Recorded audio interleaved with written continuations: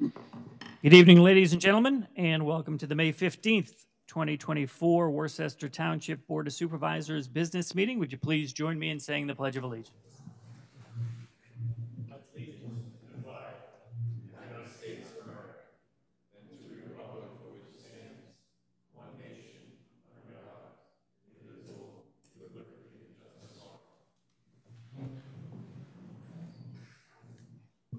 My name is Rick DeLillo. I am the chairman of the board. To my left is Lou Betts, who is our vice chair. To my right is Steve Quigley, is our third member. Over on the side table, we have Wendy McKenna, who is our solicitor. We have John Everett, who is our engineer. And on the back table, we have Jay Finnegan, who is our interim township manager, and Christian Jones, who is our assistant township manager. First and foremost, does anybody have any informational items for the board this evening? Mr. Chairman, just a note for the record that this meeting is being recorded for future broadcast. Thank you, Jay. So Wendy, can we announce the executive session here? We have it in our agenda a couple steps down, but do we want to do that at this juncture, or does it matter? Okay. I just want to make a note that the Board of Supervisors met in an executive session on April 24th to discuss contracts and personnel, and there is no expected action on either tonight. First up, we have public comment. Does anybody have any public comment for the board this evening? We do ask that you limit your public comment to 5 minutes. Seeing none, we will move forward. First up, we have official action items. We're going to start with our consent agenda. First and foremost, does any board member wish to remove any items from our consent agenda this evening? Nope. Okay, then I will entertain a motion. Make a motion to approve the consent agenda, April 17 business meeting minutes, treasurer's report, and other monthly 2024 bill payment for April 2024 of $323,757.20. I'll second that. It's been moved and seconded. Is there any public comment regarding the motion that's on the floor? Seeing none, I'll call the question. All those in favor? Aye. Aye. Motion passes. Next up, we have a swearing in. So for the second month in a row, we have a swearing in. So come hither, if you will. Come hither, really? Sure, why not? Okay. Similar to last month, if you give us a little snippet, and then we'll take you through the process. Sounds good. Yeah, thank you. Hi, my name is Josh Anderson. I'm the Worcester Volunteer Fire Department Fire Police Captain. So thank you for having us again, and thank you for your continued support of the department and the fire police. Tonight we'll be having Kendra sworn in. Kendra joined the department about 6 to 7 months ago. Just a personal story. She was actually involved in an auto accident, not her fault, and we responded to the call, and that was part of the reason why she joined. So just a nice example of someone who received some benefit from our services and then decided to contribute and get involved. So really appreciate Kendra doing that. Kendra has completed all of the required training for the fire department and recently voted in as a full member. And then so tonight, the swearing in completes the final step of becoming a formal fire police officer. Excellent.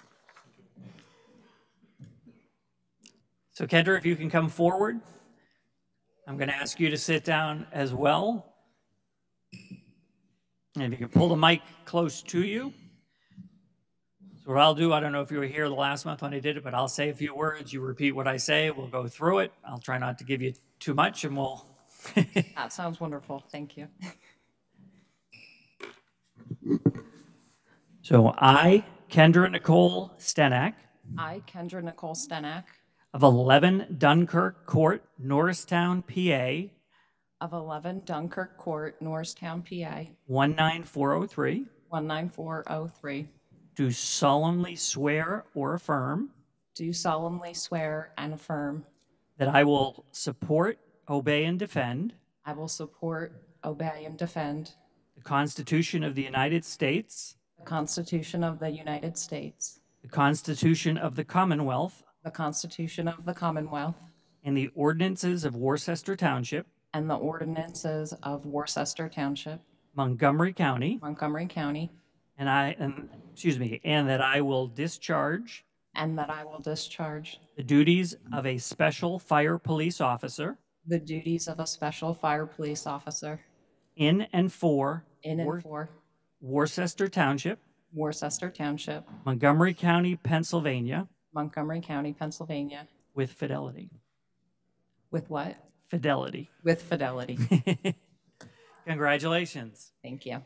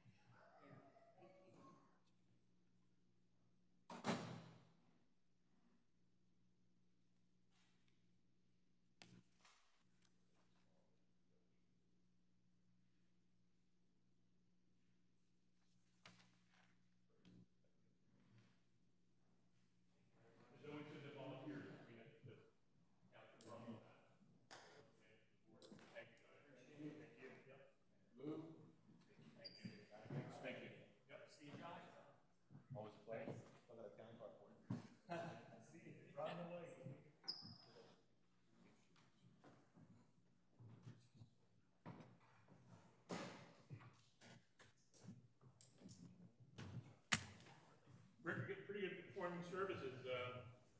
Weddings on the horizon, I can see it. You can use that in the band shell. Well, there you go. We'll have weddings in the band shell. Weddings and baptisms and everything else. All right, so we'll You doing these all as one or individual? individual.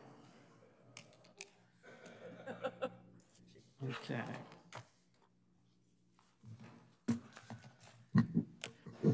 Okay, so next item on our agenda is going to be a discussion. I guess it's relative to a motion to authorize drafting and submitting a letter of commitment to fund the approximate 1.4 million funding gap for phase one of the Route 363 project. I believe we have a couple of individuals here. Perhaps we can start with you guys presenting, and then we'll, I'm sure, have some questions, and then we'll figure out what we're going to do.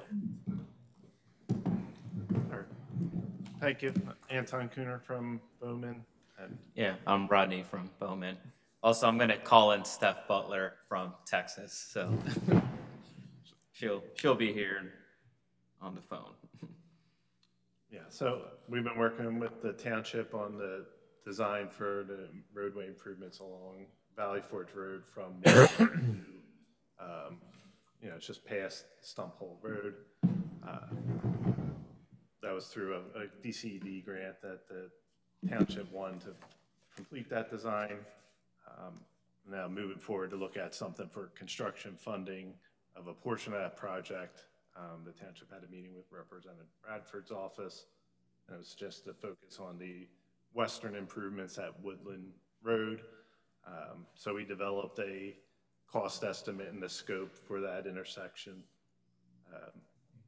That included widening for the turn lanes, the cul-de-sacing of the northern leg of Woodland Road, drainage, stormwater improvements, and signalization. That improvement project came up to about $4.3 million, construction, inspection. We'd have to do a little bit of permitting and bidding of the project, and then including contingency.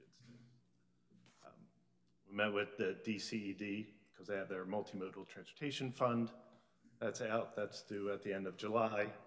That has a maximum grant request of $3 million. So what we're talking about tonight is talking with DCED. They want to see that the full project's funded, and in order for the township to move forward with the application for the DCED grant, they would have to commit to funding the remainder of that. Now, that commitment can be in the form of additional grants in the future, but at this time, we don't have any other grants lined up for this project, so it's got to be a commitment to fund that balance. in order to submit for this grant. So, okay, I mean, I'll start with the first and most important piece, which is I'm not even a tiny bit interested in sending a letter of commitment for $1.4 million on a project that's for a state road that's in front of us. I mean, we don't mind being the steward to county road, excuse me. Thank you. We don't mind being the steward in terms of, and certainly we've done all the legwork on the engineering and all the componentry there, but we certainly were not anticipating, and in none of the conversations was there any conversation about the township sort of making that gap whole.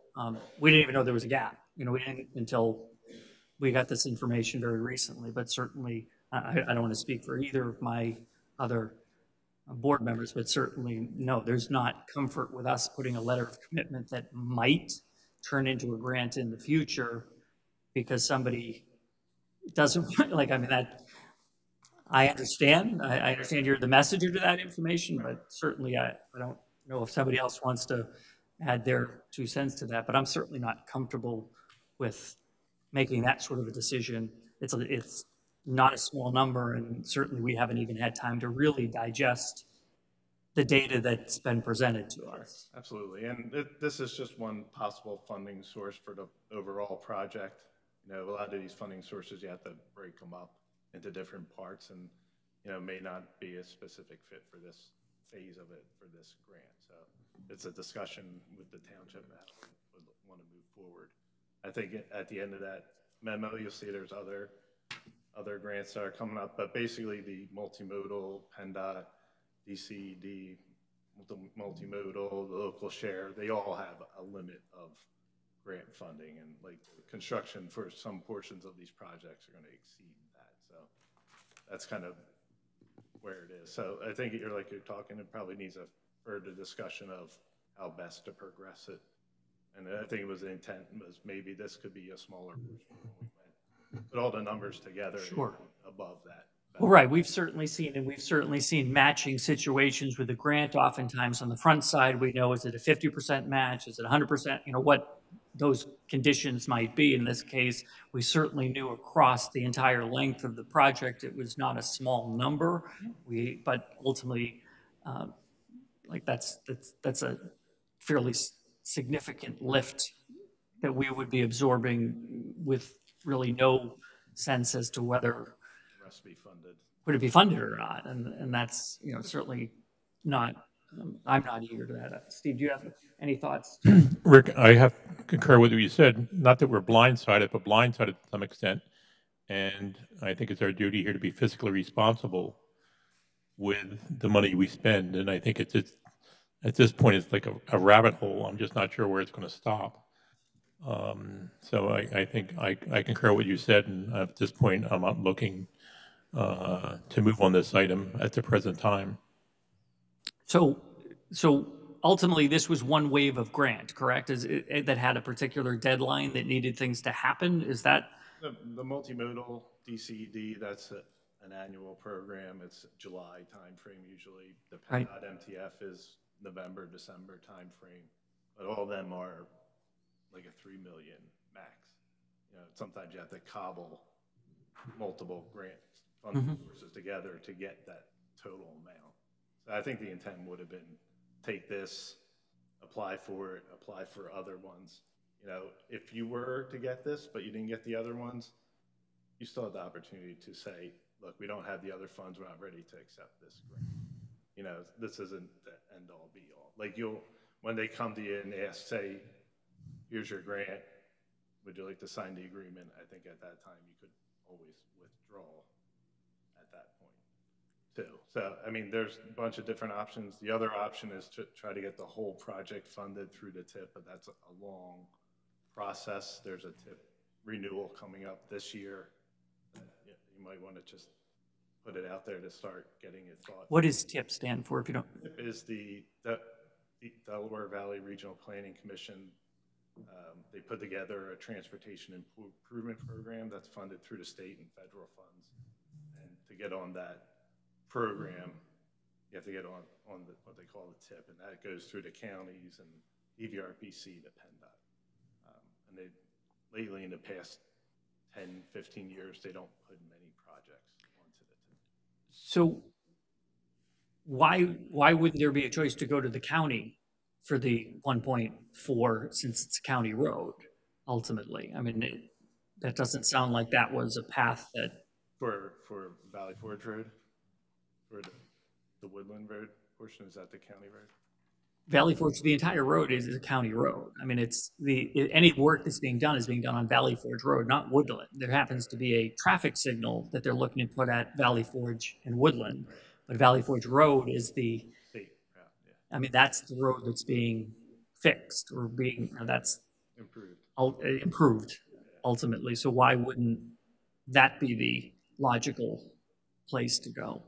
It's just the nature of these transportation improvements. It's Okay. a lot of the local have to put up, for those improvements.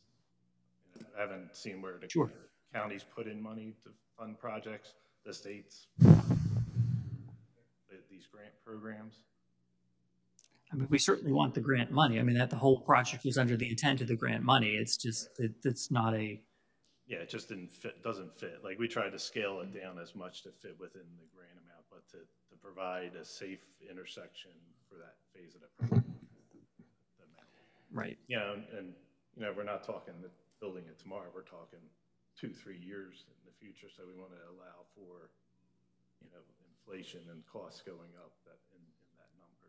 So. Right. Rick, I agree with you. And I guess I'm looking at it from the aspect of township use, not that it should be township use, but, it's used by the Commonwealth of Pennsylvania, and it's a county road. We have enough roads of our own to be fixing and taking care of with our limited budget we have. And I guess suburbia is moving out to the country, and when that happens, we get drawn into the Delaware Valley Port Authority and these bigger projects, and not playing with the big boys, but playing with the bigger boys. In my 18 years being here, we've never been involved in something like that where, Right. it's much like a developer. A developer wants to do something. The way the game works is the developer takes care of the road improvements. It's not the township that does the road improvements. And I think in this case, it's a county road, and we're being sucked into a never-ending hole that I don't know where it'll end up. I think part of my duty understood was helping the project along by condemning some of that road frontage for the property owners there, which certainly they were in favor of it. And we heard from the residents saying, why is my property have to use to widen the road for transportation issues? And it's a serious concern. Right. Okay. So we don't have any, I don't know, we have better news for you. I mean, that's sort of where we're at now. I mean, we obviously. Yeah, I mean, I think we'll talk with Stephanie, who's been involved in this project. Yep. Maybe the next step is going back to the county and seeing, as a larger project, talking with Representative Bradford again, expressing the township's concern moving forward with this specific grant application. Right. Okay. Thank you. Fair enough. Thank you. We appreciate it.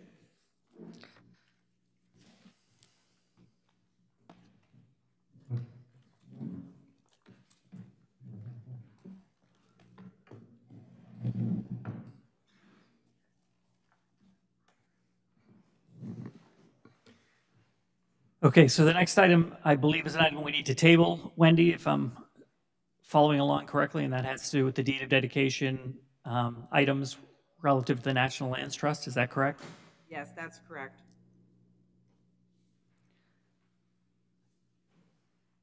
So, folks, item B is going to be tabled. It will not be a motion relative to item B on the agenda tonight. Next up, we have a motion to accept or reject a bid award for the 2024 road paving program. So, John, I'll hand this over to you, and we'll go from there. Thank you, Board Chair. We rebid the 2024 road program in May due to some discrepancies with the low bidder and the first bid. We opened bids again on May 9th, and we received 2 bids, with the low base bid being from Allen Myers for $996,150.30. The next bid was from James Morrissey, and their bid was $1,035,617.55. We recommend the bid be awarded to Allen Myers with the base bid, and then any add alternates that the township would like to include. So I'd like to talk about the add-ons for a minute, and then we'll sort of discuss sort of what, as I recall, and I'll ask you to refresh my memory, there were, I believe, 3 addendums relative to the road program, and I think they all sort of centered around the township building and that parking lot and the fire parking lot, and maybe we could just sort of talk through those a little bit, because I always have a question whether it makes sense to do them now or not. You know, anytime we're talking about $1 million on roads, it's... So number one, the add alternate number 1 was the township administration building parking lot. Number 2 was the firehouse parking lot. And then lastly, number 3 was the public works facility parking lot. So you could, the township can award the base bid, and then any combination of the add alternates. So for example, you could award the base bid and the add alternate number 1, do number 2 or number 3, or any combination of that. There's a tabulation of every single combination at the bottom, with the base bid being what I said previously, $996,150.30, and the base bid plus all 3 add alternates at $1,162,350.11. The public works director indicated that the township budgeted $1,050,000 for the road program for 2024.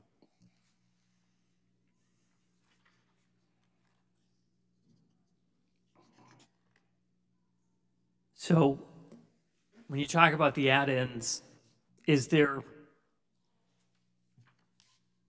I know we priced them as 3 different components, but I always, I guess, would have a concern if they all sort of seem like the same parking lot, if you will. That's so the public works director made the delineation of where to stop, and he that's who ultimately quantified the materials and, you know, the estimated quantities for each add alternate and the base bid.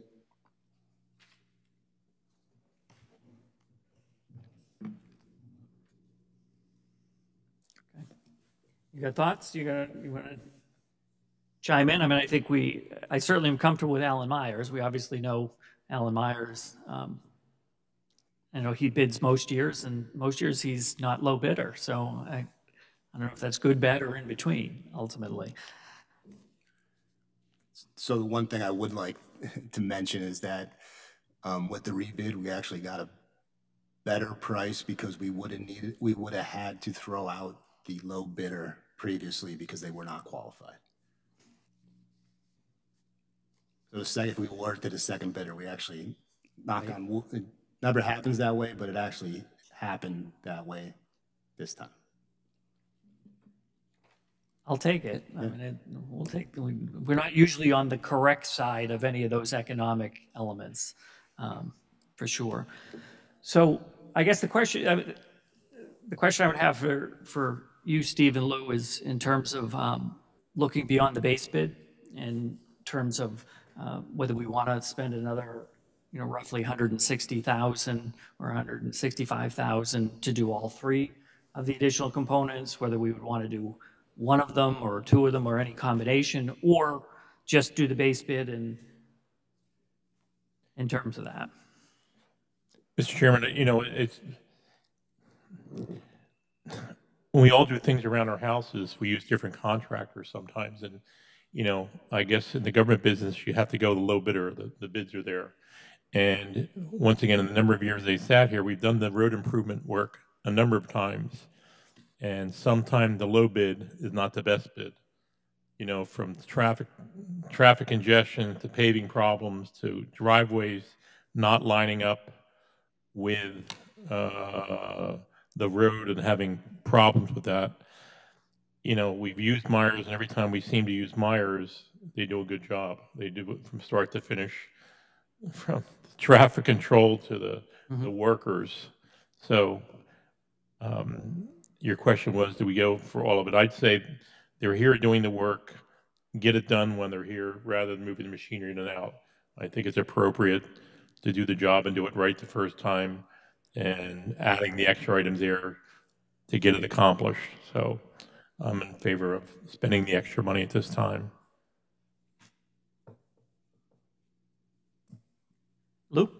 I agree with that. You got Myers and Morrissey doing this, and you got all these alternatives, so these are like add-ons that you're gonna foresee, or you already got these in the project, so Yeah, these are alternatives you got. Yeah, they're added on to the base bid as if the board sees fit to add that additional work. So if the township had a budget of $1,050,000 and the base bid was significantly lower, and then you could add the 3 alternates on, like that's what gives you an option, right? So the township has their priorities that they want done, but they have a budget. So depending on where those prices fall and how comfortable the township is, that gives you the option, right? It gives you the base bid is what the minimum amount is, and then there's these other 3 options of additional work that can be awarded. So it all falls in with our budget, is what? Well, I get, so the question then, Jay, is... Mr. Chairman, the township budgeted $1,005,000. The zeros are off by place. So if you accept all the additional work, the 3 alternates, which is the municipal lot, fire company lot, and the public works lots, you would be going over what you've budgeted by $158,000,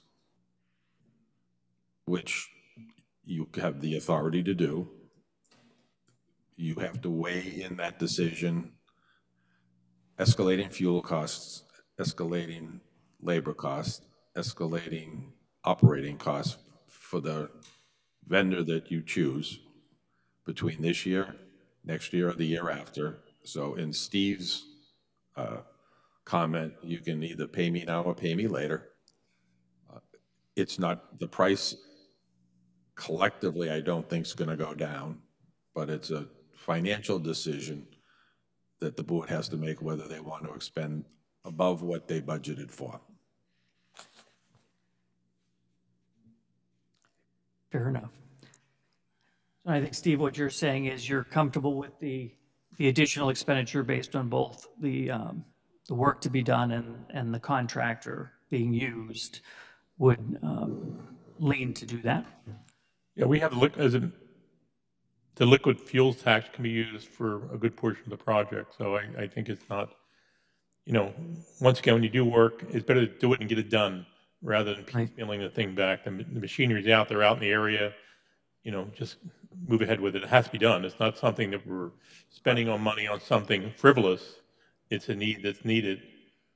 These were the alternates previously, and we chose not to do them because I think the numbers came in higher in the base bid last year than we had anticipated, as memory serves.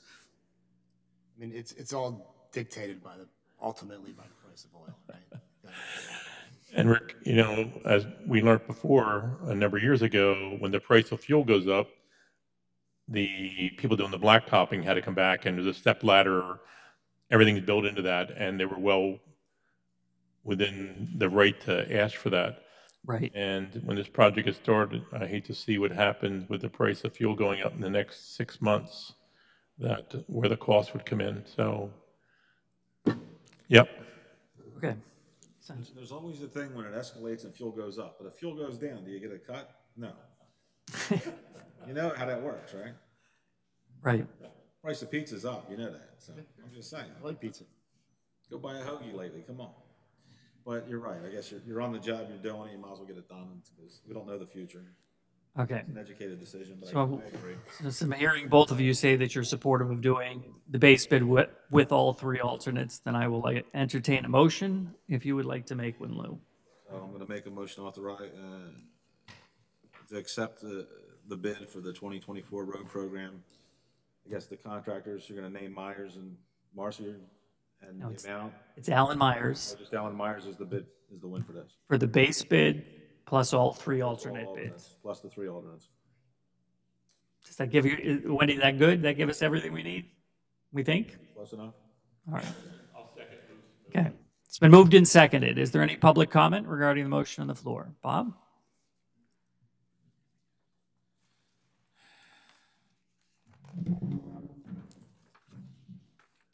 Bob Andorn, Worcester.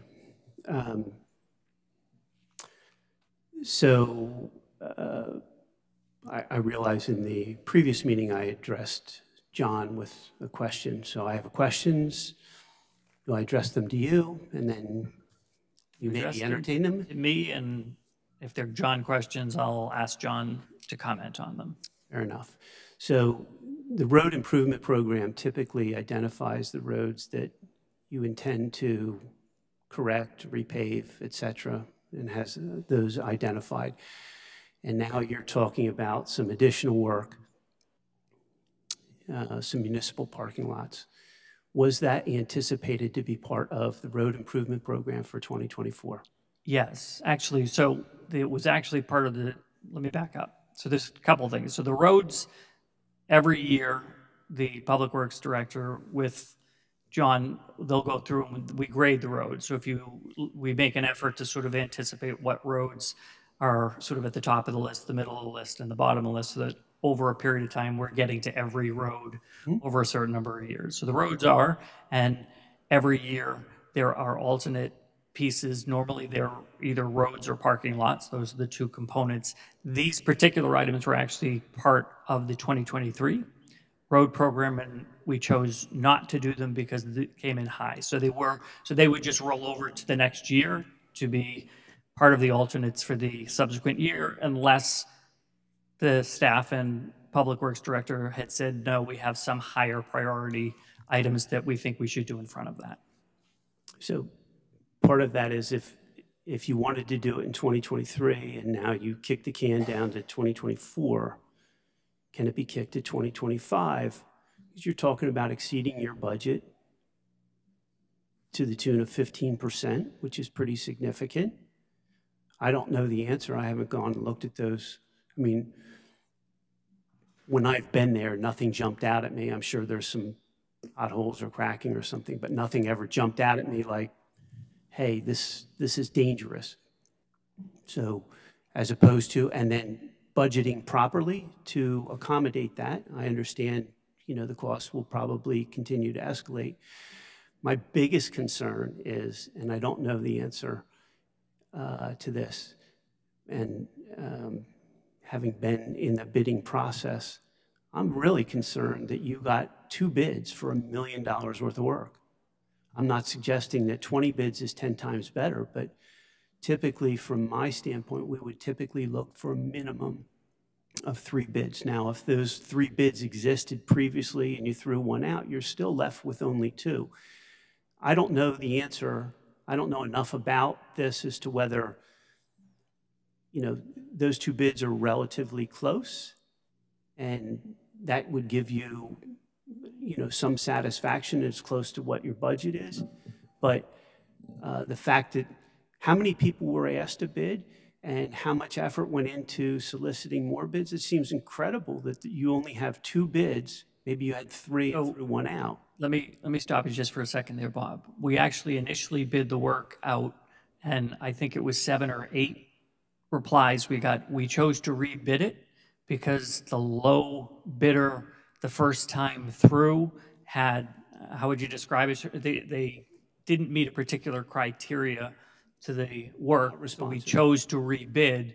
So we did only get 2 the second time, but we had multiple on the first round, and these bids are actually lower than those bids were when we first bid it out. So there's a little. So you're right. 2 would normally be, you'd want more. Typically, So- that's a little so bit. you had this is a 7, little you went to unique. rebid, I'm and saying and 7. the I high that's from 5 memory, said, but it it's was not worth my effort to continue to bid then, from that standpoint. right.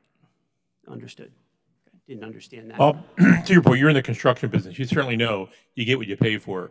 And over the years, we've had bidding processes. We go with XYZ company, and we got XYZ work. It's nothing but a problem. You know, you spent months chasing the guy back, and you go with the price. And these are big projects. You know, there's not many big black. You have Haynes at Kibblehouse, you have Myers, you have Morrissey, and the guy Moyer. Maybe he's really smaller, but there's not many big companies that can do the amount of work in a short period of time. So you just can't get the neighbor blacktop guy to come in and do the work. It's just, and you certainly are aware of that. So Understood, and I didn't understand the background behind that. So, from that standpoint, you got 7 bids and you're Right. rebidding at the top 5, say I don't have a shot. I'm not saying gonna 7 rebid it. from memory. I was multiple, just to be clear. I'm not trying I to. just want to be sure that we're getting responsive bids, and I do appreciate if John's done the due diligence to look at the alleged low bidder as not being responsive or responsible, Right. you definitely need to look at those and do that. Sure. So I didn't no, I understand the whole understood. background from that. So just to give some background, the low bidder previously this would have been their first paving job of this magnitude. They've done smaller projects that we worked with them for, but I didn't feel that Worcester Township was the appropriate testing ground to do $1 million contract when previously they've only done a handful. Secondly, they didn't meet the requirements of the bid contracts. They needed to be certified prime contractor by PennDOT. They were only certified as a subcontractor. So that automatically threw them out due to liquid fuels requirements. So, The certification part, I understand. I've been on the losing end from being a smaller contractor where people look at you, it's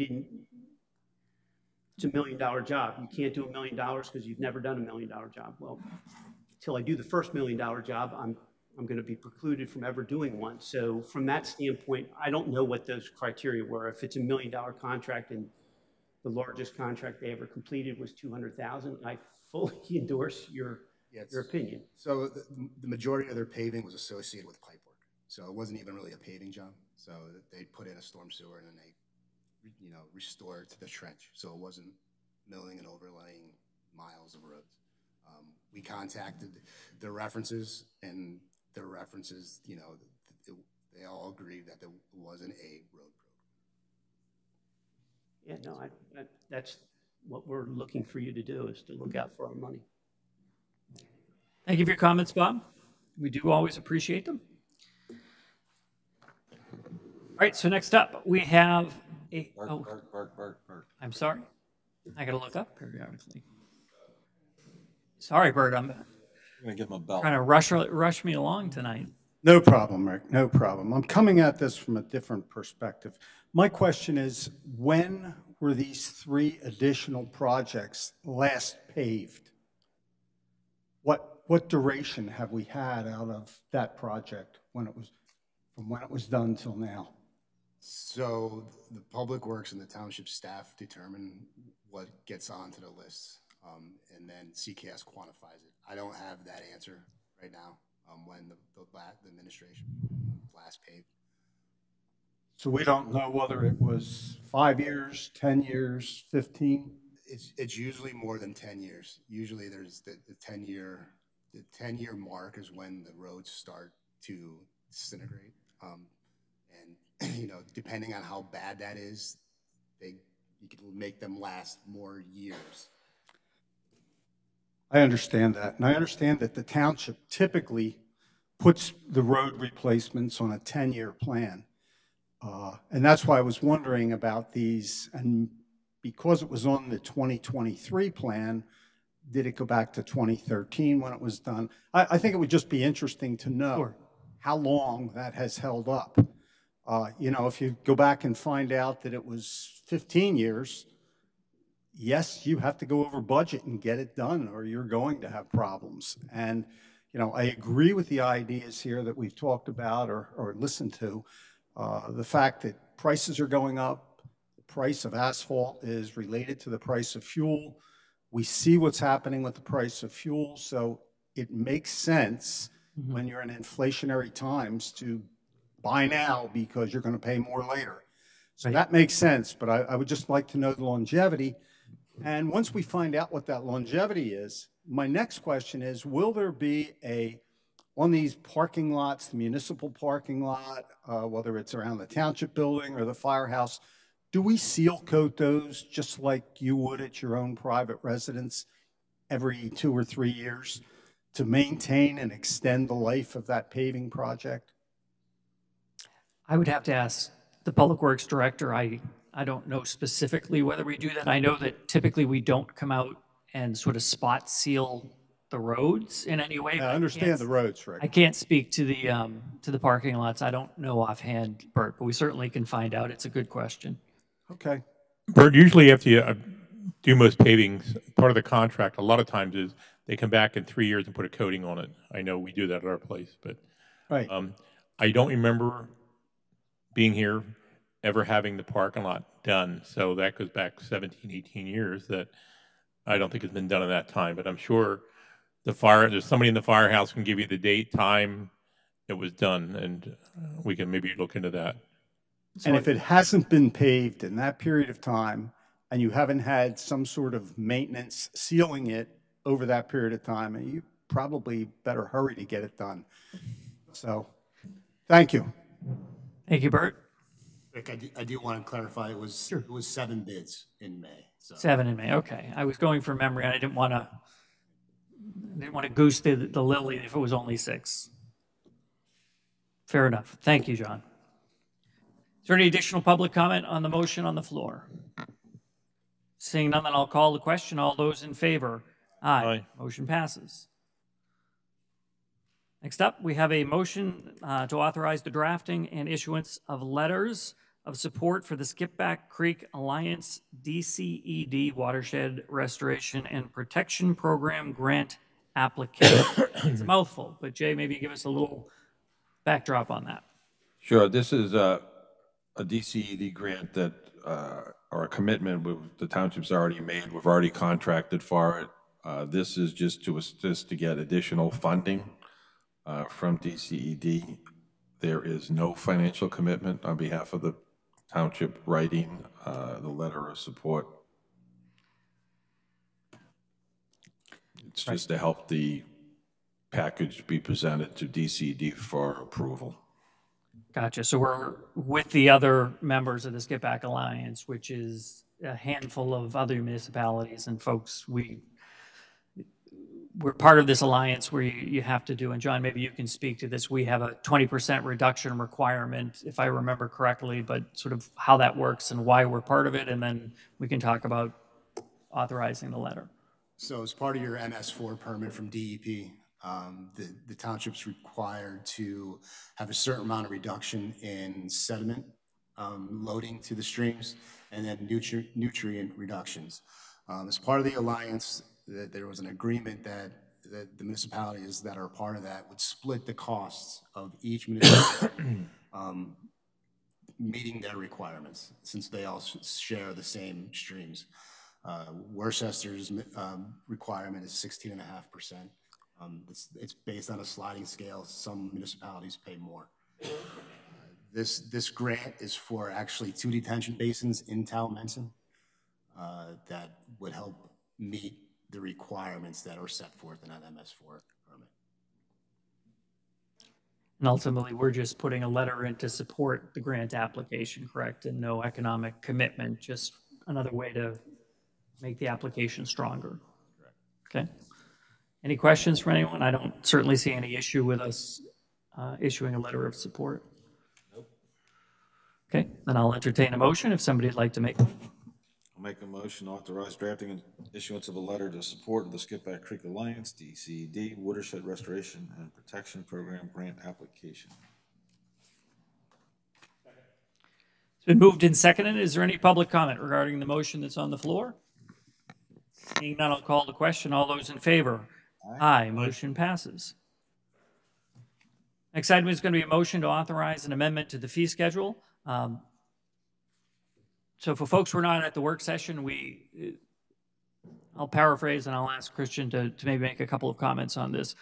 So we periodically assess the fee schedule to make sure that what we're charging for a fee aligns appropriately to what the cost is to the fee, because we have the ability to recover costs but not have fees be a profit center. You're ultimately just looking to capture costs. So in specific relative to the Saldo subdivision and land development components of our fee schedule and the zoning portions of our fee schedule, Christian had been assessing over the last couple of months in very granular detail sort of what we charge for those fees, as well as what's the cost associated with those fees. There were a couple of revelations through that, and ultimately some adjustments made to the fee schedule. What we need to make a decision now as a board is whether we want to adopt that fee schedule with a motion. So, Christian, maybe you could just do a quick minute or so on, we don't need to do the whole presentation we had from the work schedule, but a little, maybe the highlights from that for the folks who were not there.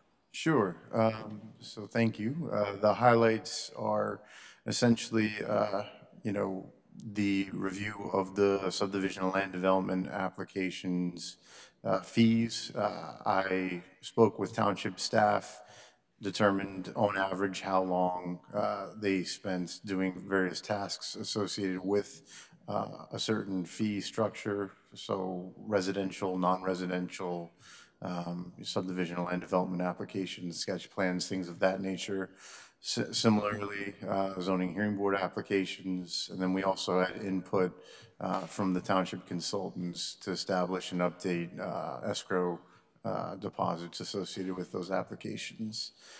After doing that, also looked at where we stood currently and also with proposed fees amongst 34 townships in Montgomery County. And ultimately, we're going from like mid-range to maybe the top 10%. But this is mostly because as a township with a smaller staff, you have your township manager, your assistant manager working on a lot of the reviews and working with the public and the various tasks associated with it, rather than some of the other communities where you'll have a zoning officer or a director of planning and community development that may not be earning as much. So ultimately, as the chairman said, this was an analysis to determine what it is actually costing Worcester Township to perform these reviews and these processes, and the proposed fees are to recover those costs. Thank you, Christian. So we discussed this in the work session, guys. Do you have any additional comments, questions relative to making any the adjustments to the fee schedule as presented? No, I think it ties into what Mr. Anhorn was talking about, about money, that I think that we can't keep right in the till with being underpaid. So I think it's important to get the fee schedule in line. I would agree. Lou, do you have any comments? No, I'm just reading through it, but this is published on the, when does this take effect, and when is this published on our website? It was in the board packet and also the public packet on the township website, yes. And if the board approves it as proposed, it would be signed tonight and uploaded to the website tomorrow. Thank you. Mr. Chairman, if I could just re-comment as I did in the work session. Christian did a great job in this. This is the package and the analysis that got very granular from both a cost analysis and a cost allocation standpoint. The cost analysis being what it costs the township staff and professional staff to look at these applications, and from a cost allocation, looking at who does what and what the expenses incurred by each one of those entities. And as Christian put up in the slide in the work session, this is revenue neutral. It just takes care of what it costs the township to do business and move applications through the process, so I credit Christian with the work he did on this. Thank you, Jay. You want to make a motion there, Lou? Make a motion to authorize the amendment to the fee schedule as presented. Second. It's been moved and seconded. Is there any public comment regarding the motion on the floor? Bob?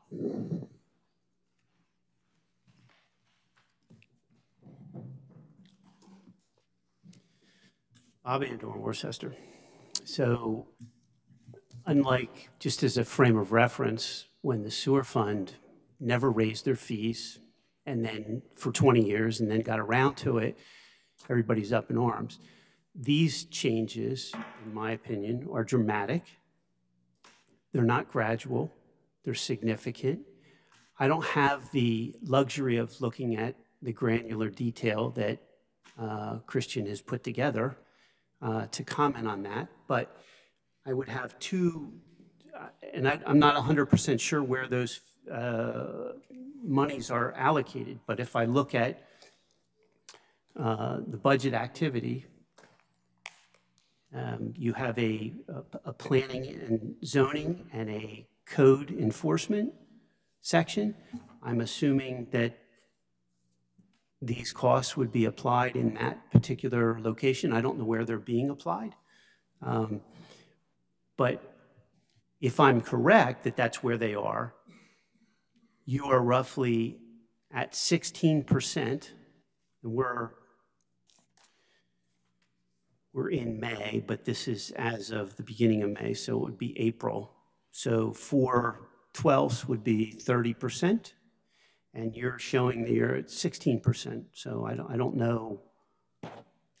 Again, I'm guessing because I don't know where all of these costs are applied. But if that's accurate, you're tracking under what you've budgeted for this year. So asking for a dramatic increase, as Christian just pointed out, to be in the top 10% of fees of adjacent townships seems to be excessive. And I don't recall from looking at last year's budget where, again, somebody could tell me where these costs are applied. That would be great, because I'd be happy to go back and do an analysis to understand how much the township really did lose. So, you know, if you're applying these costs appropriately, we should be able to see which activities, if you budget $100 for an activity and the real-time cost is at the end of the year is 400, you're 400% over that. You obviously need to budget appropriately for the following year. But if we have not been over budget on these activities, then you haven't been tracking your costs properly. It may have cost you $400 to do that task, but if it's not showing up in the budget, then you've been misapplying those costs to some other activity, and it makes sense to find out where those are. I only focused on, when we were looking at the previous budgets, I only focused on, say, the sewer fund where you were $1 million in arrears. That's a big number. I don't know if these costs equate to, you know, 20,000. That may not have jumped out at me, or if it equates to 100,000 on an activity that was 15,000. But I appreciate that the staff has been doing this work for you, but we don't have any way of understanding if that's accurate. And now you're proposing to, this has just been available for us for a week to look at. We don't have any supporting information to kind of verify that, to document that. And again, you're not going from, you know, $100 to $110. Many of these are jumping a significant portion of what they previously were. And we don't know if that's accurate, just because, you know, yes, a developer should pay for what that particular cost is, whatever that is. But if it's really, you know, as I understand it, the staff time and everything else that is going into this, I don't see that supporting documentation. Maybe it exists, but it hasn't been provided to us. I would like the opportunity to look at that before you go ahead and make a wholesale change to the fees, which I think are exorbitant. Bob, I don't think were you here at the beginning of Christian's presentation? Were you here for the beginning of it? In the In the work session. No, it was not. Okay. Well, I guess Rick, you can tell him what he did. I mean, you're the chairman, so if I don't think it satisfies me, I'll add to it. So, well, I guess a couple of comments to that. In terms of the analysis that he did, I don't know where it specifically is in the budget as terms of where they apply it, Bob. So I don't want to answer it and give a wrong answer on that particular portion of it. But in terms of looking at the fee schedule, what the spreadsheet that he utilized was to run all the costs all the time. And do you want to speak to it, Christian, in terms of how you did some of those calculations? I mean, so if I think it's a fundamental understanding here. When I say the cost to the township, it's productivity cost, it's cost equivalent. So it's not something that's going to be showing up in a budget line item. We're salaried employees, the township manager, the assistant township manager. So it's essentially saying, okay, this is how much with overhead, benefits, salary, or hourly rate it costs per hour, for the township manager or the assistant township manager or the receptionist. And this employee spends 1 hour or 2 hours doing this task associated with a residential land development application review, and that's the cost equivalent of it. So you're not going to see an expenditure in the budget that ties to it. What you're really making up for is the productivity that's utilized from the township staff on, again, land development applications, where otherwise that time would be spent on doing services for the taxpayers on a regular basis, the day-to-day. Does that make sense? With all due respect, Christian, that's gobbledygook to me. When I look at the big picture, the township passed a budget of $4 million, plus or minus, and that includes all of the staff time, which includes plan review, processing, everything else. And at the end of the day, this township has had a surplus of a significant amount every year as far as I can remember. So you can't tell me that maybe the staff is overworked. Maybe you need additional staff people, but you need to budget for those staff people. You need to say, instead of 10 people, I need 12 people, and this is what they need to do, and this is why we need to do it. And to the best of my knowledge, nothing is not getting done. There's double negative there, but seems like the township is getting done the tasks that they need to have done. And how can we be charging more money when we end up having a surplus every year?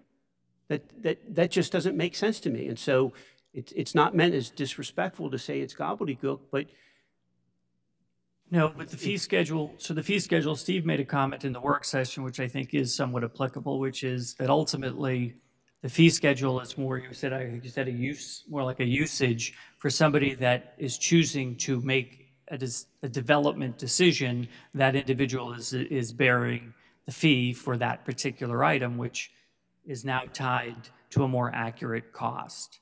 Because we cannot, that's the determinant there but again, fair enough. So if you're looking at just recovering the cost that the people do that particular task, and you want the developers as well as the residents to pay those particular fees, put together the budget more accurately. The staff are doing what those tasks are. They're getting everything done, and you still have a surplus. So if we're going to increase the fees to developers, residents, whoever, we have more revenue coming in, then maybe think about lowering the budget or reflecting that. And so I'm not trying to make this more difficult, but you have identified in the budget what those particular tasks are. I don't know that you need to get down to, you know, every 3 minutes or every 5 minutes, this is the task I'm working on. But if you just want to focus on, here's the township manager's fee, here's the assistant township manager, here's the, you know, the administrative assistant, whatever, and you have each of those identified and you don't articulate what the tasks are that they're doing, okay, that's fine. Do you need more staff? Then yes, that's fine.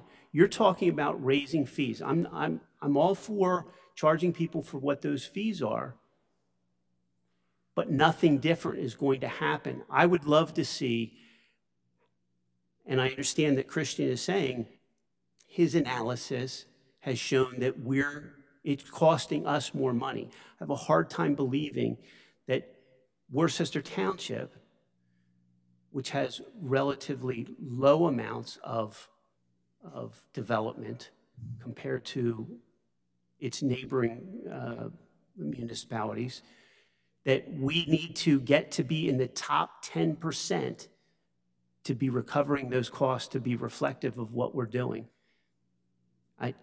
Those costs need to be applied somewhere. So it's not being documented properly in the budget. You either need to come up with a better way of doing that.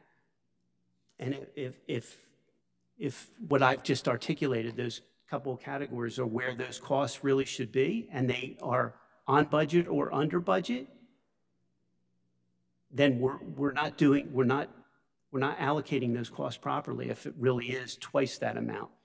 But if it is twice that amount and we still have a surplus at the end of the year, that means that, you know, some other administrative task that's being identified as, you know, whatever administrative, so somebody's not doing that properly. So the only comment I'll make, and I'll leave it at that. When you use the term surplus, respectfully, it's not a surplus. We spend less than the revenues. We have long-term potential capital needs, capital costs, future costs, part of the whole. It's not as simple as saying, there's extra money, just give it back to the township. I mean, there's a long-term, I hear what you're saying. We spend. I'm not even advocating that. That's not what I'm. But well, I hear your point. You have $4 million in a budget. I hear your point. At the end of the day, it costs $3 million and there's $1 million left over. And now you're advocating, do we have an idea of what these additional, what's the analysis for the increased fees? What additional revenue will that generate? We don't calculate what. We don't know how many people are going to apply for a building permit. We don't know how many people are going to go for rezoning. We don't know how many people are going to do driveway improvements. That's an unknown number. It's based on the usage. Fair enough. But look back on the analysis that Christian has done. How much over budget were we for those tasks that I don't know justification for increasing these fees? It's a present decision based on cost calculation today to say this is what that was. Retroactively, you can't. I don't think that analysis could be done because you had a different staff makeup. You had we're taking a point in time and what the structure looks like today to say this is what we think makes sense in order to capture those costs. And again, we're not trying to make it a profit center, Bob. We're not trying to make it a revenue center. We're simply trying to say if somebody comes in and they apply for this particular, that's the fee that should go with it. There's significant increases. Yeah. And you know, they're not necessarily impacting me, but they could. And and I'm not sure where you get the numbers from, and I'm not sure how I have to go about and try to get that information so I can bring it back to you and say, you know, here's what you've gone ahead and approved based on a comment that you haven't really, you know, fully gone through and done the exercise to try to understand what those costs are. I want to know how much does it cost for people to do the task that Christian's saying it needs to do that, where were those costs previously allocated? And if you allocate $10,000 for an activity and it costs you $10,000 in 2023, 2022, 2021, and now you're going to increase the fee, where did that money come from, and where do those savings go to? How do they accrue back to the township? So I don't think you're fully appreciating the dramatic increase from allegedly middle of the road to the top 10% for a township that probably does less than 10% of Lower Providence or other municipalities in terms of work. And it just seems an excessive overreach. Bob, I addressed that in the beginning, that it's never a popular time that it always comes back to, you said, we have all this money in the bank, why are you raising the fees? And you addressed two things. You said about the sewer, for 18 years, Worcester never addressed the sewer issues, and then it became an issue. And the people that are on public sewer, being Temenson Township, the people in Milestone, they said, why are you taking my money? You should have been charging those people all that time. That's the septic system problems. It's not our problem over here because we've been paying it to Temenson. And I think the study that he did was probably the first time that anyone has analyzed and did a cost analysis of what the staff is doing. I have no idea. I'm trusting Christian that he did the analysis. He can see what the people in the office do to get the project. And you're in the business. You have to do these spreadsheets for each project when you build a building and put an addition on, that everything is prorated or done to a time or what it takes. And I think that's what Christian did, went back and said, okay, we're being underfunded. Have you seen the work that Christian's done? Pardon? Have you seen the work that Christian has done? You know, Bob, no, I did not see it. I'm trusting the employee that we hire, the manager. It's not my job to sit there as a supervisor and go over every detail of the job he does. We have a manager, we have an assistant manager to pinpoint. For me to go in and say, okay, he said the lady, the Claude Kirk, spent 16 minutes. And for me to sit there and say, I think she only spent 13 minutes on that job. You know, I'm sure he has a spreadsheet and figured out the cost. No, as the township manager said, there's no fluff in it. It's just sort of breaking even based on the number and the analysis that he did. It was nothing built in. And I said the people using that are the ones paying for it, rather than if I'm not putting in a garage on or I'm not repaving something and put an addition on my house, my funds from the township in the township coffer is not being used to subsidize somebody's addition for their permit that the township's only charging $300 for, when essentially it's costing the township $600 because we have extra money in the bank, which goes back to what you said about the road program. We have a little extra money in the budget that you said, okay, you only budgeted $1 million, only spend $1 million. Well, because we have a little extra money in the kitty, we can afford to do the project using a management style that we're elected by the people to make certain decisions and be some discretions here that allow us to say, okay, we'll spend the extra $200,000 in the road program, and maybe we'll cut back something next year. We won't do that. So we're robbing Peter to pay Paul on the budgetary process. So to your point, no, I did not see the spreadsheet that Christian prepared, and I don't see a lot of this stuff on a daily basis that the township staff does. We try to hire professional people to do the job, and we trust them. We try not to micromanage every detail of their job. I'm not asking you to micromanage. I'll get it. I'll ask. I know you will. You'll do something great. But I'll certainly ask for it. Bob, God bless you. There's nothing, and I'm sure Christian will say that as well. There's nothing hidden. He can share that information with you. There's no problem. And I'd appreciate a report back from you as to where you found the flaws. I'm not suggesting that there's anything wrong with that. Just as an example, Christian said, we don't have a dedicated person, so the assistant township manager, I'm just going to use a round number, $100,000. If he says 75% of his time is allocated to permits, zoning, review, and that gets allocated, that's fine. I'm all for if that 75% of his time needs to be paid for by the people who are utilizing that particular service. But if only 25% of his time is allocated on this particular line item and the other 75% is somewhere else, wait a minute, he's doing 75% over here, and we should only be, in the township budget, we should only be allocating 25% to cover the rest of those costs that aren't being covered by other developers. So when I look at what these increases are going to be, if they're accurate and it's appropriate, that's fine. But I haven't seen this deficit line item for where those particular tasks are in the past, whether it's year to date or previous years.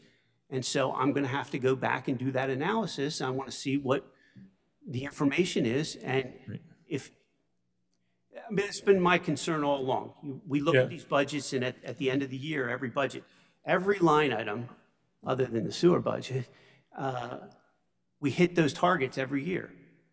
We don't go over anything, you know, everything's always, so if we're doing that kind of retroactively, we're not really allocating the monies where they ought to be going. We're not learning anything. We're just trying to say, I did a good job on my budget.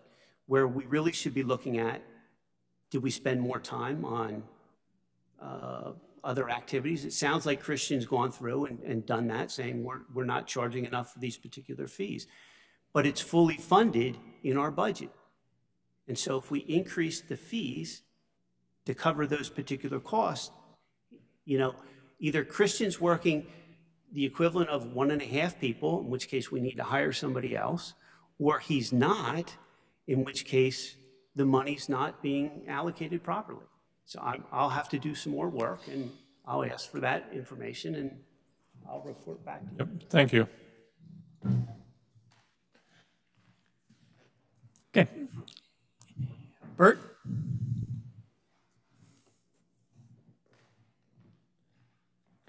Now, Bert will tell us how the school board used to do their budgets.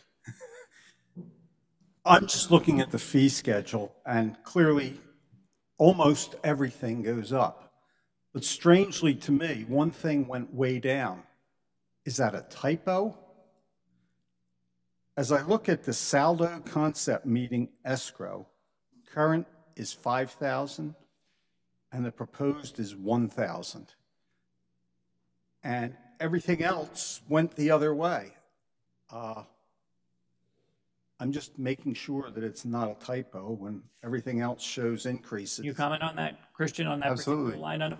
So it is not a typo. I don't, you know, I can't speak for how the 5,000 was originally established, but the 1,000 is based off of responses and data that I received from the professional staff that attend those concept meetings. And, you know, if it turns out that a particular meeting or preparation for the meeting or work after the meeting is more than $1,000, the professional services agreement associated with that requires a refilling of the escrow anyway. So the idea is don't make them put down $5,000 and have that sitting out there when it may only be 1,000. And if it ends up being more than that, they're legally bound by the agreement to replenish that escrow, and we will ultimately get that, you know, reimbursement through that process. Okay, thank you, Chris. I just wanted to call it to your attention because the general gist of the thing is looking at increases, and that one just didn't look right when I'm looking at the whole chart. So thank you. Bert, I think it gets back to his analysis of where we are right now, what we're talking about, that he's looked at this. And I think before, whenever the fees went up, we sat here and flipped the coin and said, okay, I think it's time to raise the fees without having an analysis. And I think that's what happened. And once again, I'm trusting the staff to do the work they're hired for. So, and we'll see. So, okay. Thank you. All right, thank you. Thank you, Bert. Is there any additional public comment regarding the motion that's on the floor? Seeing none, then I'll call the question. All those in favor? Aye. Motion passes. Next up, we have other business. Does anybody wish to bring any other business before the board this evening? Mr. Chairman, I have 2 items. Okay. The first thing, we talked about road programs, is Fisher Road. I've had some calls from the church over there, the Schwenkfelder Church, that when they have approached the township a few times after Fisher Road was paved and their drainage system was changed because the paver made the road wider. And if you're on Fisher Road, there was always a natural drain there that went pretty much the length of the property down the road and eventually got into the water system, maybe Volley Smith Pond, but apparently there's a backup there because the road got changed when they paved it. And they've called the township a couple of times. They've been out to look at it, and they piled a couple of wheelbarrows of stone there, and it doesn't fix the problem. It's getting worse. So if the township can look at that, number one. Number two is, I was stuck at the intersection over here by the City View Apartments last night, and it was raining fairly hard, and I saw a lot of water coming off the property. And my question is to the township engineer, are they required to put some kind of barrier around the property? That they used to change oil and fix cars in that property, and they've knocked the building down. It sits there, and there's no drainage containment anywhere on the property. This stuff is running off of the property, down the road, and into the creek there. So I would assume, I won't assume anything in that project because everything they've done has been asked backwards. No fences, no traffic control, no management there. Nothing was posted. And I'm getting this from the residents in the township that are involved in environmental work saying that it's a boondoggle over there and the township's not doing their job. So my question is, should there be a moat around that so the water that comes down on all those cinder blocks that where the garage used to be based, and I saw the water coming off the property yesterday and going down in the creek. Who's responsible for the mitigation there and the water control? The property owner. And Pardon? The property owner is responsible. The property owner. Then why aren't we on top of that? So, two things. I just want one thing. I want an answer why that property there has gotten away with so many different issues from the start of knocking it down, not being posted, not being fenced. It's an eyesore, and people see that, and it's reflecting back on the township. Understood. Thank you.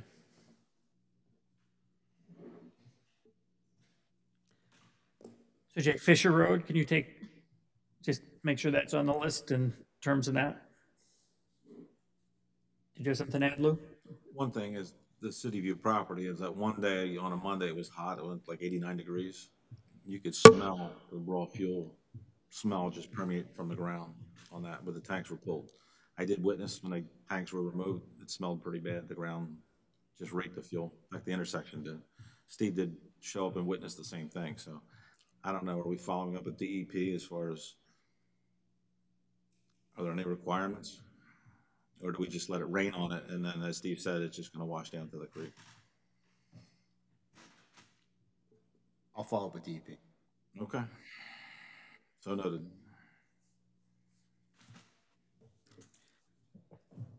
Okay.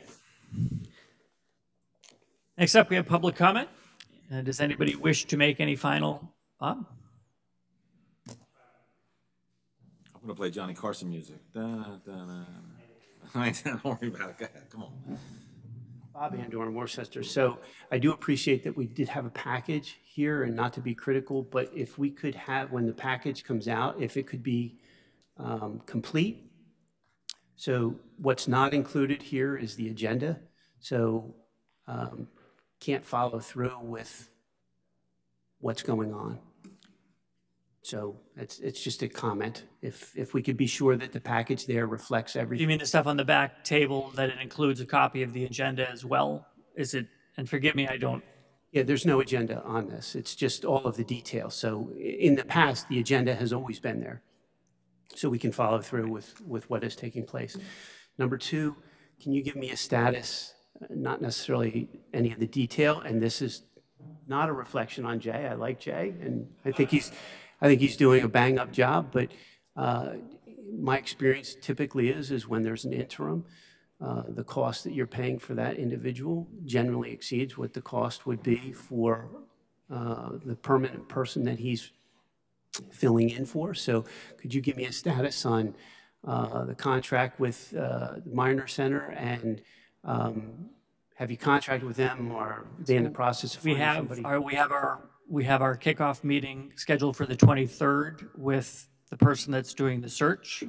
It took them a few weeks, obviously, to get us into their schedule, but we have that scheduled for next Thursday, where we're meeting with the person that will be spearheading the search, and she sort of has started to lay out a timetable. I don't want to jinx any of it, but certainly it would be a few month process to go from start to finish. The goal would be something hopefully later in the summer in terms of having somebody in place. And again, no disrespect to Jay. I mean, our desire is to find and get somebody that's a long-term good answer for the township and the community. Understood. So you're in the process. Yeah.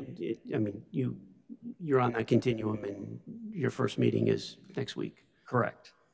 And then lastly, I would commend you for taking a very appropriate comment with the Valley Forge Road improvement, and your comment to these two gentlemen coming with their hat in hand asking for a big donation. But this is the first time I've seen any documentation on what that proposed road improvement is.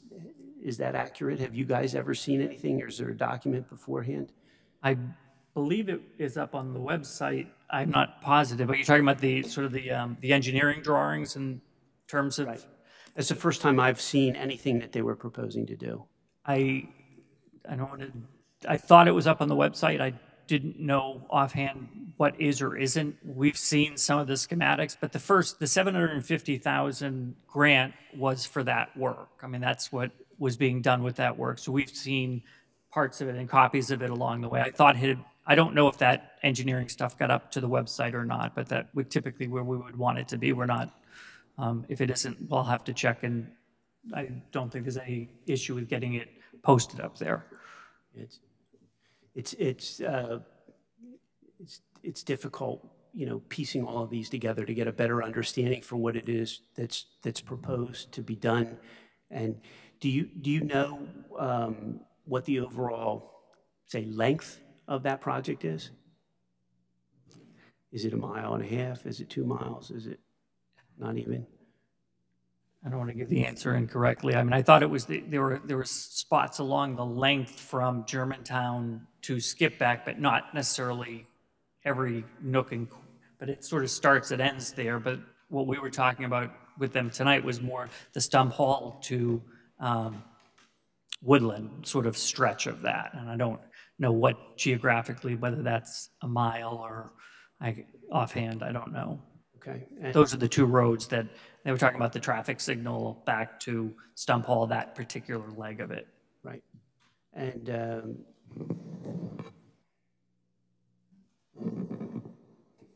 lot of money.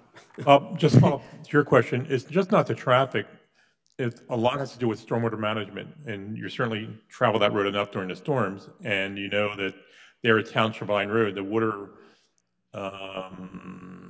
undermines the road there. That's been washed out a number of times, and certainly Bert can attest to his property there that the water just flows down there, and sometimes Bert looks like a pond there, and he's even further down the road. So the traffic's a problem with the red light, but it's also the shoulders of the road. They're trying to improve the stormwater management so it doesn't keep on going down, Skipback. Oh, if you're referring to my property being washed out, you're accurate. Oh yeah, I've seen Bert there that I don't usually see your property. It doesn't seem to be Bert's pasture turns into a pond there when the water comes down. It literally starts at Bert's house and washes over the road and then goes down and I can say that's a neighbor-to-neighbor dispute, Bert. You're going to stop that water. Yeah, Bert. It actually is. Let's see Bert about his water problem. It's. Or is it the other way? Is it? No, it's really, it's coming off of the hill. It's really not on Bert's. Pot Shop or it's coming down the. It's not even Pot Shop. It's more the Variety Club, and quite honestly, since Horseshoe Lane was put in. Never had a problem until Horseshoe Lane was put in. I've had any number of conversations with PennDOT. So specifically, you were talking about the county. You kept referencing the county paying for some of this. But is not Valley Forge Road a state road? County. I'm trusting Lou, who told, I know one of them's a county and one of them's a state. Montgomery County's road. Because Germantown Pike, Skipback, and Valley Forge, one's the state and one's the county. I always get them backwards. But he was saying counties. PennDOT plows Valley Forge Road. What's that? PennDOT plows Valley Forge Still Road. Montgomery County's road. Germantown Pike, I'm sorry. I'm gonna. State road. You're wrong. Yeah, I had a misconception. I thought it was state too. You're right, that's a state road. I was always told that. Valley Forge is state road. Valley Forge. He's correcting himself. It is It is. It is PennDOT. It is a state road. That's why I was saying state, and then but he corrected me and said county, so I changed. Okay, so when you kept referring to these two gentlemen about getting Montgomery County to pay for it, wouldn't It would be PennDOT. State money. PennDOT? PennDOT. Okay, But they're part of the planning game. all right, so I'm not crazy. Well, I may be, but not on that issue. So it's remained to be. I assumed that Lou was right. I assumed he knew the road better than I did. The county's involved in it, it is the Pennsylvania State Road. Germantown Pike's the county, I had them confused. Bob, you're not the only one, because I looked at the sketch plan that was up there for the intersection, and the deed of dedications went to the Commonwealth of Pennsylvania, and I said to Christian, and I said to John, where's the county involved in this? So They're involved, they're always involved. It's in our county. Okay, last call. Does anybody else have any? Bill? Trifecta today. Now you gotta have fun with this. He's got big pig. And a file. Bill McGrain, Stump Hall Road, President of the Farmers Union.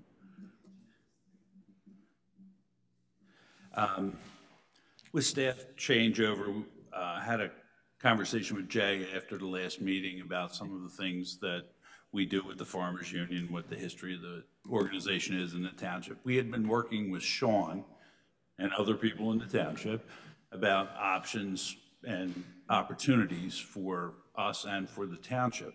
And prior to the township, pretty much the impetus was the Fisher Road purchase and the possibilities that could happen there. And we were asked to kind of give a wish list of what you've got and what you might want. And so we were working on a wish list. So basically I have homework here that no one wanted to collect. And so I just want to share it. We were working on the wish list before you closed on the Griffith Road, and that became a whole nother option. So I'd shown this to Lou back during the winter, and I just wanted to give it to each of you to see what we had been thinking and discussing with Sean, because some of the wish list and some of the items that were discussed with this particular property.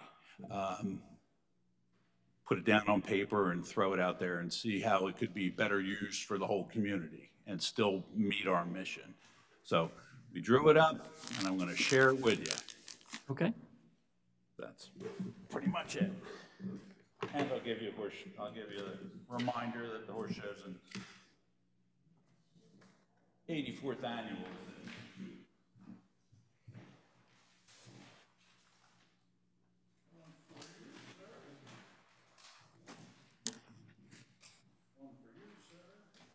Did you ask for the big paper? I did. He always asks for the big paper. To see big paper.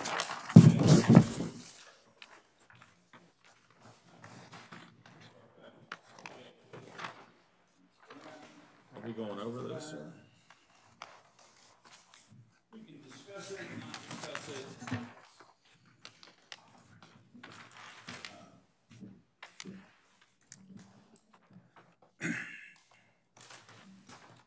Just want to, I've been talking to Jay. We would like to get back to the program. We've been struggling a little bit. We have a new corresponding secretary.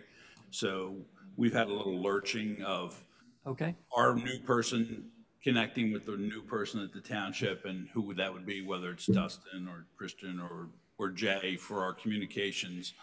And we also deal with Bob and Pete from facilities. So just wanted to get that out there and have no particular wants or items other than we had done some stuff and you guys keep doing good work and kind of changing our goalposts a little bit. Okay. So I can tell you we're definitely not prepared to talk about it, but we're happy to to digest it, and certainly it might make sense to sort of schedule a time when we could maybe discuss it during a work session or something to that effect. I mean, it's helpful for us to have the additional information. I don't know if there were particular points you wanted to make in general, but I also don't want to, I want to be respectful of everybody's time in terms of, and I don't want the 5 minutes to turn into. Yes. So, but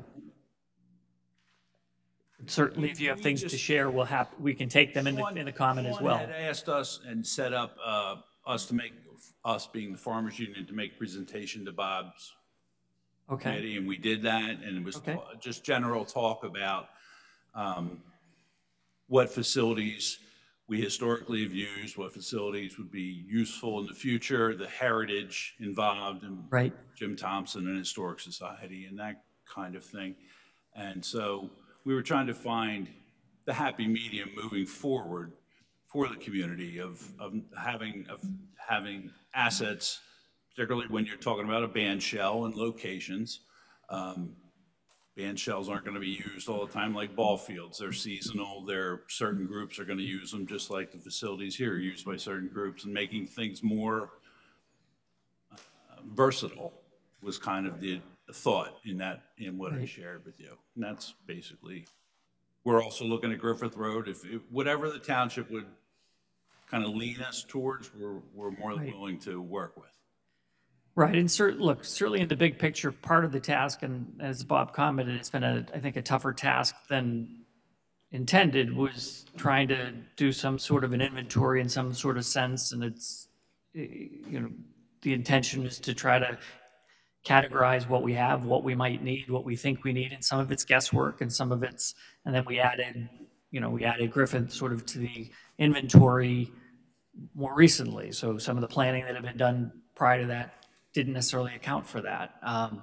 But it's sort of an ongoing work in process, and it's certainly helpful. We don't want to be doing things that would be conflicted with sort of what the wills of the community are. And Steve's comment about usages of the parks is very appropriate, because I served on, in fact, in Baseball Association's board for 10 years. It doesn't even exist anymore. It's merged with Audubon and it's a new thing.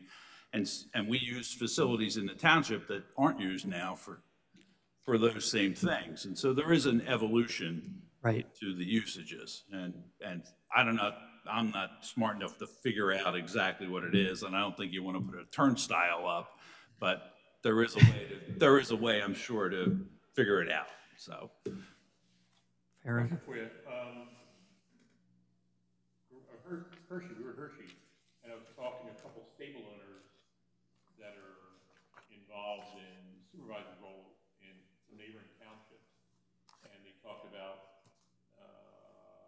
how the economy is affecting the horse business. Mm-hmm. Have you seen the inventory in horses in Worcester in the past 5 years with the economic situation on a downturn? We've lost 10 properties that housed horses in general and 2 commercial properties in the township in the last 5-6 years. And so that's a dwindling business model. It's now more of hobby farm. I don't know if I'm a hobby farm or not. I'm a petting zoo. But yeah, the business end of it with the Gambone property being up for sale, and that's still being uncertain how that's going to transition. That's the big one in our community. There are 3 other operations. Right. And then there are private operations, fortunately. On our block, we have a really big one that is very quiet. But the small ones, properties on Creeble Mill and Hollow Road that had house horses in the past, recently sold, and they're not going to be. Now, our fear is not just fear. Our thought is, it's sad to see that, because that's a 10-acre property, and there is a possibility someone could subdivide it. You would hope that someone who had those kind of instincts was the purchaser. Does the Gambone property lend itself to a horse?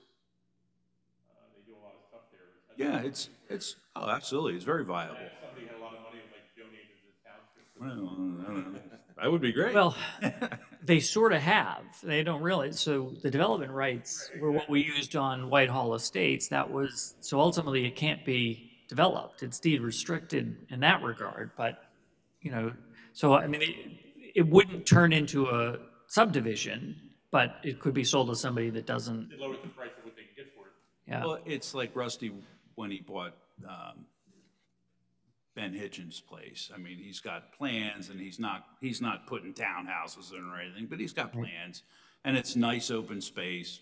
It's just a shame that it's transitioned into something different. Right, right. You hope that somebody who takes it on would sort of give a use that Well, and sort you're of is saying, supportive. Since the Gambone family has been less involved with that property on Pot Shop Road, Right. and it's been tenants there for 10, 12 years now.